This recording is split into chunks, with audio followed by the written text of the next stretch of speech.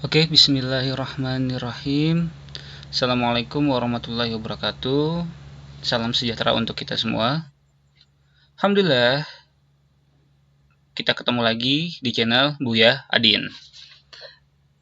Di sini, Bapak akan membahas tentang materi dimensi 3, itu ya. Dimensi 3, nanti Bapak jelaskan di sini. Biar kalian lebih mudah memahaminya, lebih mudah menalarnya, Bapak gunakan aplikasi GeoGebra. Gitu ya. Oke, kita mulai. Materi kita tentang dimensi 3. Nah, dimensi 3 ini kita mempelajari tentang pertama, kedudukan antara titik dan garis, kemudian titik dan bidang, kemudian kedudukan antara dua garis. Nanti garis itu bisa berpotongan, atau sejajar, ataupun bersilangan. Setelah itu kita pelajari kedudukan garis dan bidang, kemudian terakhir kedudukan bidang dengan bidang. Nah, gitu. Sekarang, Bapak ingin mengulang dulu pelajaran yang telah dipelajari di SD dan SMP. Nah, masih ingat ini ya? Ini ada misalnya bangun kubus. Misalkan bangun kubus, coba saya coret. Oke. Nah, kubus, misalkan kubus. Ini kubus ya, ini kubus. Nah, kubus ini namanya kubus apa? Kubus A, B, C, D, E, F, G, H, gitu ya. Diberi titik di sini. Nah, ini nama kubus itu berdasarkan alas dan tutupnya. Masih ingat kan titik sudutnya? Nah, titik sudutnya yang ini.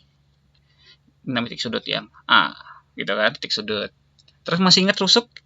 Rusuk yang ini. A ke B itu namanya rusuk, B ke C sama rusuk. Berarti berapa jumlah dari titik sudut? Titik sudut berarti jumlahnya ada 8. A, B, C, D, E, F, G, H.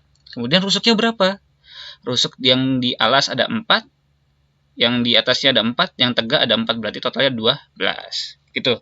Kemudian masih ingat lagi pelajarannya ada namanya rusuk sudah titik sudah sisi. Nah, itu bidang. Ini berarti AB, FE, BC, GF, terus DC, GH, dan seterusnya berarti ada 6 ya. Bawah, atas, kanan, kiri, kemudian depan, belakang. Ada 6. Terus apa lagi? Nah, nanti kita akan belajar tentang diagonal bidang. Diagonal bidang itu berarti dari sini nih. Dari E ke B, diagonal bidang. Terus apa lagi? A ke F, dan seterusnya. Gitu ya. Nah, terus kalau diagonal ruang tuh berarti dari sini nih. Misalkan dari B ke H, gitu. Nyebrang ya. B ke H, nanti kita bahas. Gitu ya. Lebih lanjut.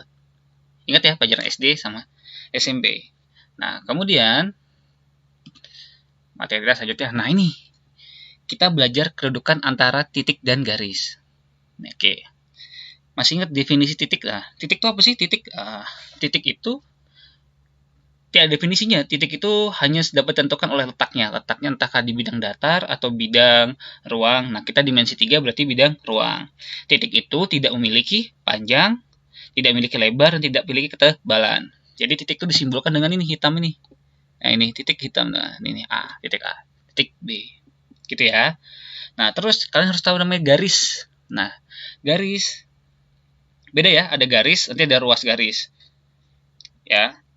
Nah, sekarang kita belajar garis itu memiliki panjang yang tak hingga titik panjang tuh garis. Biasa simbolnya seperti ini, ada seperti ini, namanya garis. Tuh, namanya garis. Terus nanti kalau dibangun ini, nah dari A ke B ini namanya ruas garis. A ke B namanya ruas garis. Ruas garis, gitu ya. Nah, berarti kalau yang ini AB garis panjang sampai apa? Sampai tak hingga, sampai yang nggak tahu panjang apa, semana panjangnya, namanya garis. Nah, kemudian nih kedudukan antara titik dan garis, kedudukannya di mana? Oh, ternyata kedudukannya bisa di tepat di garis atau di luar garis. Berarti ada dua kemungkinan, ya. Pada garis, ini pada garis, atau dan juga pada di luar garis. Gitu ya. Dan titik ini letaknya bisa di dalam garis, di garis, atau di luar garis, kayak gitu ya. Jadi memiliki dua hal, di garis, titiknya berada di garis, atau di luar garis, gitu ya.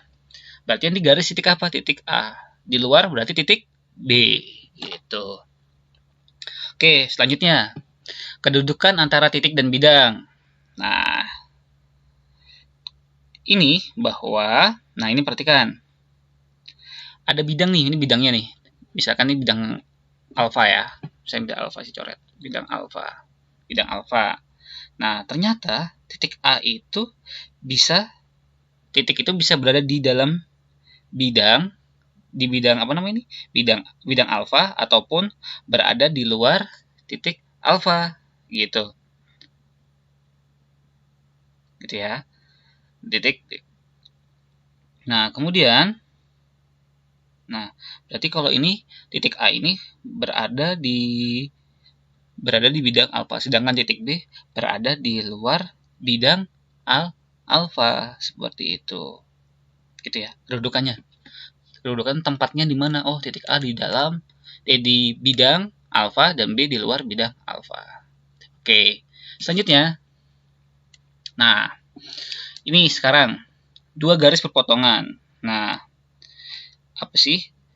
Dua garis berpotongan itu jika kedua garis itu terletak pada suatu bidang, gitu ya. Antara dua garis terletak pada suatu bidang dan mempunyai satu titik persekutuan nih, atau titik potongnya B, yakni P ya. Berarti saya ulangi lagi, dua garis dikatakan berpotongan yakni jika kedua garis itu terletak pada satu bidang V namanya bidang V, dan mempunyai titik persekutuan, nah, atau pertemuan. Nah, yakni titik P namanya di sini. Nah, ya, titik persekutuan ini disebut juga titik potong. Boleh, titik persekutuan atau titik potong. Gitu ya. Oke, jadi dua garis berpotongan harus di dalam satu bidang. Nah, kemudian dua garis sejajar. Nah, dua garis sejajar dikatakan apa namanya? Kedudukan dikatakan dua garis sejajar. G dan H dikatakan sejajar jika kedua garis itu terletak pada sebuah bidang. Nah, pasti ada bidangnya. Bidangnya apa? Bidang V. Terletak di bidang sebuah bidang dan tidak memiliki persekutuan atau tidak memiliki titik potong. Nah, ini kan sejajar nih, sama nih sejajar. Gitu. Berarti tidak punya titik potong sejajar, ini sejajar. Sama ini sejajar dengan yang ini misalkan. Ini ruas garis. Itu ya. Nah, terus yang terakhir, dua garis bersilangan. Nah, dikatakan dua garis bersilangan yakni jika kedua garis tidak terletak pada sebuah bidang. Ya kan? Tidak terletak pada sebuah bidang. Beda nih. Ini bidang bawah, bidang V, yang ini bidang W. Nah, gitu. Berarti kalau bersilangan dia tidak berpotongan dan tidak sejajar dan tidak terletak pada sebuah bidang. Berarti bidangnya bidang V sama bidang W. Gitu ya. Nah, kita materi. Lanjut lagi. Nah, sekarang kedudukan garis terhadap bidang. Nah, ini ada 3 gambar. Oke, saya menjelaskan ketiga gambar ini. Nah, yang pertama ini yang dulu ya, yang L. Nah, kedudukan garis terhadap bidang. Pertama berarti garis L. Nah, berarti sebuah garis nih L, ya kan? Yakni terletak pada sebuah bidang. Terletak pada sebuah bidang. Bidang apa namanya? Bidang V. Ya. Berarti yang L ini terletak pada bidang V atau dia berimpit. Nah, tepat dia berimpit dengan bidang V si garis L. Nah, sedangkan lagi nih yang M. Nah, garis M yakni menembus, berarti berpotongan dengan bidang apa? Bidang V, bidang V ini. Ini bidang nih. Ini bidang V. Terus ada lagi. Nah, ini garis N yang tegak lurus. Nah, N ini merupakan garis S memotong bidang V. Tembus kan, memotong tuh. Nah, memotong tegak lurus bidang V. Tegak lurus dia. Gitu. Sedangkan ini ada garis K. Nah, garis K ini sejajar dengan bidang V. Kok bisa sejajar? Ya, jika kita cerminkan nanti dia ke sini kan, cermin. Nah, jatuhkan. Nah, ke sini. Nah, gitu kan. Ya, misalkan cerminkan. Nah, gitu kan. Jadi, akhirnya di sini letaknya. Nah, Nah, di bidang. Nah, makanya jadinya sejajar. Ya, garis K sejajar dengan bidang V. Gitu ya, ada 3 nih. Terletak ini ya, berimpit, terus ada yang apa namanya ini? Menembus, terus tegak lurus, dan juga ada yang sejajar bidang. 3. Memotong, menembus nih, menembus. Ini memotong, menembus nih, menotong, dan tegak lurus dengan bidang V. Gitu ya. Paham ya tentunya nih. Nah, gitu. Jadi dipahami konsepnya secara perlahan-lahan. Pahami konsepnya. Nanti kita mudah untuk menyelesaikan soal-soal yang ada. Oke. Next lagi. Nah, sekarang kita membahas tentang kedudukan bidang dan bidang. Gitu. Bidang dan bidang. Bidangnya ngapain nih? Gitu. Nah, perhatikan nih. Kedudukan bidang-bidang. Dua bidang berimpit. Nah, berarti ini ada bidang nih. Ternyata ada bidang alfa sama beta digabungkan. Misalkan kalian punya sebuah bidang nih yang sama. Gitu kan? Buah bidang yang sama nih misalkan ya. Terus yang ini bidangnya nama bidang alfa. Nah, ini bidang beta. Nah, terus dikatakan berimpit coba diturunkan. Tek tek tek tek. Nah, jadi ke sini. Tek tek tek tek. Nah, itu ya. Ketika kita menurunkan bidang alfa bidang beta, nah nanti ketemu nih jadinya ini alfa dengan beta berhimpit. Nah, terus lagi dua bidang sejajar. Oh, berarti sejajar nih bidangnya. Misalkan tadi kubus, cobain. Nalar sisi kanan sama sisi kiri. Gitu ya. Dua kubus. Misalkan nih kita gambar sebuah kubus. Misalkan sebuah kubus ya. Oke, nanti yang bagusnya nanti. Oke, misalkan sebuah kubus. Oke, nah ini. Sejajar berarti yang ini nih. Yang saya coretin ini yang ini. Nah, ini sejajar dengan yang kanan sama kiri, depan sama belakang, atas sama bawah. Nah, kemudian dua bidang berpotongan. Nah, berarti dia memotong, bidangnya memotong nih. Ada bidang V sama bidang G berpotongan. Berpotongan nih. Berpotongannya namanya di garis G. Gitu ya. Nah, semoga paham. Kita lanjut lagi. Kita coba lagi. Nah, sekarang cobain. Kita coba ke. Nah, ini ya. Anggap saja ini sebuah kubus. Oke, datang dari atas ya. Nah, ini kubus. Nah, namanya kubus itu berdasarkan alas dan atap. Alasnya apa? A, B, C, D. Berarti titik gitu ya. Kemudian tutupnya E, F, G, H. Nah, itu. Tutupnya E, F, G, H. Nah, sekarang bagaimana coba kita menganalisis dari gambar ini? Kita pengen tahu apa? Pertama, titik sudut tadi sudah ya, sudah kita bahas titik sudut. Sekarang kita kedudukan titik terhadap garis. Nah, sekarang perhatikan titik A. Nah, titik A nih ya.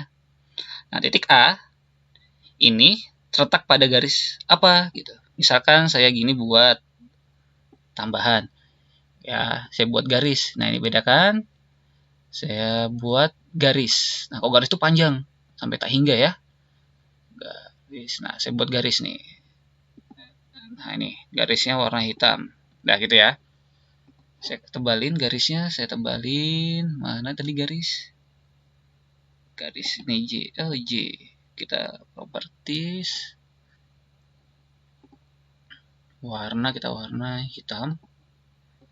Tebalannya oke. Sudah tadi ya. Oke. Oke. Yang J ini ya. Yang IJ ini. Nah, ada buah garis. Panjang ya garisnya. Panjangnya tak hingga. Kita misalkan panjangnya tak hingga. Nah, panjangnya tak hingga. Saya coba di sini aja. Ya, yang I sama J ini panjang garis. Ini ya. Ini garisnya panjang sebenarnya panjang tak hingga gitu. Nah, kita kasih nama garis J aja ya. Ini sesuai yang ini ya. J ya. Ini I-nya saya hilangkan. Nah, garis J. Panjang nih misalnya tak hingga panjang gitu ya garis J. Oke. Sekarang perhatikan ini garis J. Nah, sekarang kita perhatikan titik A. titik A ini dilalui oleh garis, ya kan? Misalkan kalau dibangun datar ini, bangun ruang ini. Nah, dari bangun ruang ini aja. Kubus A, B, C, D, E, F, G, H. Titik A berarti dilalui oleh ruas garis ini. AB sama AD. A ke B namanya ruas garis. Apa itu ruas garis? Ruas garis itu himpunan titik-titik yang memanjang dengan posisi lurus, kemudian dibatasi oleh dua buah titik. Nah, dua buah titik pasti ada batasnya dua buah titik. Nah, titik A sama titik B. Kalau panjang tak hingga itu namanya garis. Ada lagi satu namanya sinar garis. Kalau sinar itu merupakan bagian dari garis yang memanjang ke suatu arah dengan panjang tak terhingga. Jadi ada pangkalnya, terus ada akhirnya gitu. Nah, di sini sampai sini panjang lagi terus sinar garis. Nah, kalau dibangun ruang ini namanya ruas garis. Berarti titik A gitu ya. Titik A, saya contoh satu aja ya. Titik A berarti dilalui oleh garis apa nih? Ada AB ini ya. AB terus AD. Udah ini kan ketemu nih. Terus ketemu AD, AB dan terakhir yakni ini AE. Gitu ya. Paham ya? Nah, untuk yang lainnya silahkan bisa di kalian analisis. Yang ini saya coba satu dulu. Nah, kemudian yang dilalui garis. Nah, terus berarti kalau ini dilalui AD, ya ini kan dilalui titik A dilalui AD, titik A dilalui AB, titik A dilalui oleh EB, berarti yang lainnya tidak dilalui oleh garis. Gitu aja. Nah, kemudian lagi kedudukan titik terhadap bidang. Perhatikan aja bidang A ini ya. Nah, bidang A nih bisa nih di sini ya. Ternyata bidang A ini terletak pada bidang ini. AB, F, E. Ya, bidang AB, F, E. Terus apa lagi? Bidang A, B, C, D. Ya kan? Dua ya. Satu depan, yang warna ini. Nah, terus yang bawah, yang depan ini depan ya, anggap ini depan. Ini depan. Terus yang bawah yang warna ungu. Terus yang terakhir, titik A terletak pada bidang nih. A, D, H, E. Yang nih. A, D, H, E. Gitu ya. Yang warna kuning nih, kan warna kuning. Yang depan, bawah, sama samping kiri. Nah, samping kiri. Samping kiri kita lihat. Oke, terus lagi. Gitu ya, paham? Titik A terletak pada bidang apa gitu. Nah, kemudian lagi. Kita tadi titik terhadap garis sudah, titik terhadap bidang sudah. Sekarang titik garis, ya kan? Garis terhadap garis. Nah, kedudukan garis terhadap garis. Nah, perhatikan nih yang AB. Nah, ternyata AB ini gitu kan terletak pada bidang apa AB? AB ini terletak pada bidang AB, C, D. Ini bidang ya, bidang atau sisi lah. Kalau lebih mudah memahaminya, ingatin bidang itu berarti sama dengan sisi. Gitu aja. Sisi kok sisi kalian pasti mudah memahaminya. A, B, C, D. Terus titik arrow panjang ruas garis AB gitu ya. Ruas garis AB berarti terletak pada bidang apa lagi? Yang nih, yang tegak nih, sisi tegaknya, bidang tegaknya AB, F, E. AB, F, E. Gitu ya. Kembali AB, F, E. Terus lagi terletak pada bidang nih, sampingnya tadi AD, H, E. A, B, C, D gitu ya. Terus A, B, F, E. Gitu kan? Udah dua aja berarti. A, B kan, kita ruas garis A, B. Gitu ya, kita A, B. Pak, saya menyebut AB itu sama dengan BA sama nggak, Pak? Sama, gitu ya. Berarti AB itu sama dengan BA, boleh. Terus, Pak, ini kan kubus. Berarti AB ini sejajar dengan siapa? AB ini sejajar dengan yang atasnya juga nih. F sejajar. Kenapa sejajar? Jika kita turunkan di gambarnya. Turunkan titik F tek tek tek tek tek ke B kan. E ke D tek tek sejajar gitu. Bayangin aja ruangan gitu kan. Turunkan atap, kalian turunkan atap, turunkan pelan-pelan pelan-pelan, akhirnya nanti jadinya ke bentuk alas. Coba ini. Nggak bisa diedit nih. Oke. Nah, gitu ya. Nah ini gitu ya. Nah ini GeoGebra kalian bisa memutar-mutarnya sesuai dengan keinginan kalian gitu. Terus lagi sejajar mana lagi? AB sejajar dengan C D, ini sejajar ya, sejajar. AB sejajar dengan C D.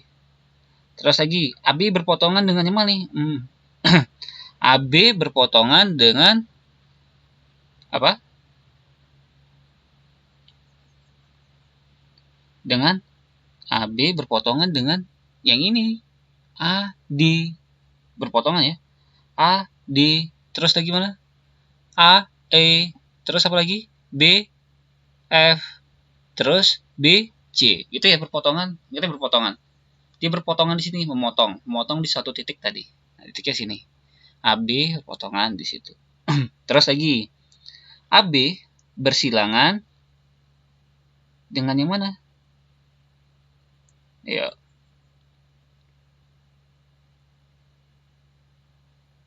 AB bersilangan, ayo yang mana? Oke, AB bersilangan dengan GH. Kan tidak terletak pada satu bidang ya kan? AB, GH, gitu ya salah satunya. Terus lagi ada AB, GH. Terus lagi AB, CG. Ada lagi? AB bersilangan dengan AB dengan ini nih, DH. Gitu ya. AB bersilangan dengan itu. Nah, itu bersilangan. Gitu ya, masih diingetin tuh. Bersilangan, tegak lurus dan sebagainya. Terus, nah, ingetin ya, ini titik sudut, tadi namanya titik, oke, titik sudut, AB rusuk, ulangi lagi. Yang ini sisi, masih inget ya. Nah, sekarang saya coba diagonal. Nah, sekarang ini saya luas garis ya, luas garis. Nah, saya hubungkan dari A ke G, tembus ya, dari A ke G. Nah, tembus ini, perhatikan nih, tembus ya. Nah, perhatikan. Nah, A ke G tembus. Nah, dari A ke G gitu, itu namanya diagonal ruang. Ingetin ya. Nah, berarti nyebrang. Terus apa lagi? Oh, kita bisa gambar lagi. Nih, dari B ke H. Nah, itu juga namanya diagonal ruang. Ada lagi bisa? Bisa. Nanti kalian teruskan ya. Buat di catatan kalian, apalagi ya? Nah, gitu. Terus lagi, apalagi? Diagonal bidang. Nah, kalau diagonal bidang itu contoh aja nih satu ya. Nah, berarti terletak pada satu bidang. Ini sini nih. B ke G. Terus lagi C ke F. Gitu.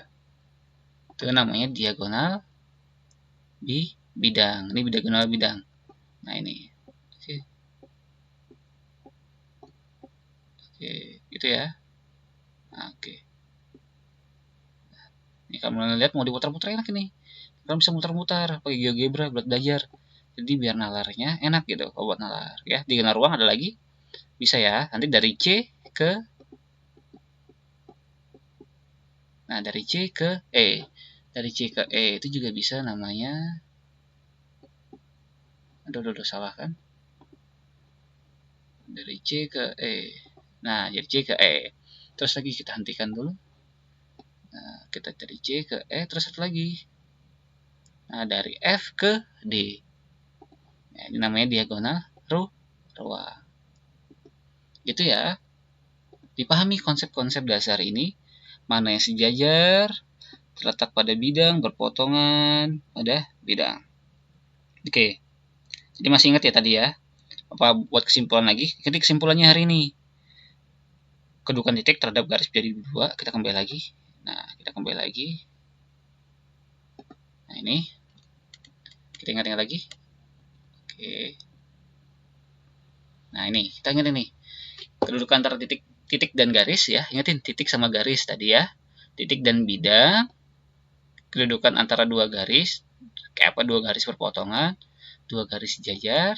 Dua garis bersilangan. Kedudukan garis dan bidang. Kemudian kedudukan bidang dan bidang. Gitu. Ya. Pahami gambar-gambar yang telah tadi kita bahas secara bersama-sama. Ini tadi.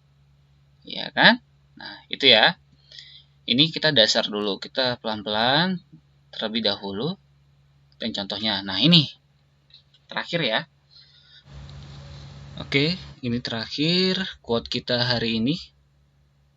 Untuk pembelajaran hari ini, quote kita hari ini yakni, jika seseorang menunjuki kebaikan pada orang lain, maka dia akan mendapatkan pahala seperti pahala orang yang mengerjakannya. Jadi gini nih, ketika kalian nanti gitu kan punya sesuatu hal yang terus kalian bagikan ke orang lain, misalkan kalian punya catatan, terus teman kalian nggak nyatet nih, kalian berikan, kalian pinjamkan catatan kalian ke orang lain, teman kalian, terus teman kalian juga mencatat. Nah, kebaikannya sama, kalian mendapat kebaikan dari teman yang mencatat setiap satu yang dia kerjakan apalagi. Kemudian kalian juga nih membagi informasi yang benar gitu, membagikan informasi yang baik, mengasih tahu orang lain tentang kebaikan. Nah, itu sama pahala. Misalkan kamu jangan lupa gunakan masker ya, itu suatu kebaikan, mengingatkan orang lain kan, menggunakan masker di saat pandemi ini, agar apa tadi tujuannya, tidak menyebarkan virus dan tidak juga terkena virus, kita tidak tahu, ya kan? Nah, seperti itu. Terus apa lagi? Misalkan kalian punya pakaian yang masih dapat digunakan, terus kalian sedekahkan ke orang lain. Nah, terus pakaian kalian dipakai sama orang lain juga, sama orang itu. Orang itu memakai untuk kebaikan. Nah, samalah kalian mendapatkan kebaikan juga, dapat pahala dari apa yang kalian berikan, terus mendapatkan pahala kebaikan dari apa yang orang itu kerjakan dengan menggunakan pakaian kalian. Sederhana seperti itu. Sama seperti ini. Jika kalian mendapatkan ilmu nih, menurut kalian, ilmu apapun gitu kan, kalian belajar ini, ada manfaatnya nih. Ada temanku, misalnya teman saya belum belajar ini, dia tidak bisa, yaudah kasih tahu linknya nih, oke gitu kan, kasih tahu linknya nih, suruh nonton, terus kalian buat rangkuman, kalian kasih tahu, kalian pinjamkan gitu kan. Nah, makanya bilang kita share kebaikan kepada orang lain, biar orang-orang lain dapat juga ilmu yang bermanfaat dari apa yang kita pelajari. Karena berbagi itu sangat mudah, berbagi itu menyenangkan, dan berbagi itu membuat kita semakin belajar untuk derma kepada orang lain. Oke, gitu ya. Kemudian terakhir nih, yang paling penting, budayakan literasi dan asah numerisasi. Tujuannya apa? Karena literasi itu penting, membaca gitu ya, membaca dan mengkomunikasikan, terus kita mengasah numerisasi. Numerisasi bukan hanya angka, tapi proses penalaran gitu ya, proses penalaran logika dan sebagainya, komunikasi dari data-data, terus kita buat kesimpulan. Oke, penting ini literasi dan numerisasi. Ada tes PISA tahun 2019 ini sudah keluar bahwa itu nilai bangsa Indonesia menurun nih, setiap tahun tuh menurun. Nah, nanti tahun 2020 ini baru hasil TIMSS keluar. Nah, bagaimana tentang matematika di Indonesia? Apakah menurun atau mengalami peningkatan? Nanti akan saya buat video khusus tentang bagaimana kenaikan atau penurunan siswa di Indonesia terkait dengan literasi dan numerisasi. Itu saja pesan dari saya. Semoga apa yang kalian pelajari bermanfaat, selalu bermanfaat, bukan hanya buat diri kalian, tetapi juga buat orang lain. Selalu jaga diri, tetap belajar di saat COVID ini. Semoga bermanfaat. Saya akhiri. Sampai jumpa minggu depan. Wassalamualaikum warahmatullahi wabarakatuh.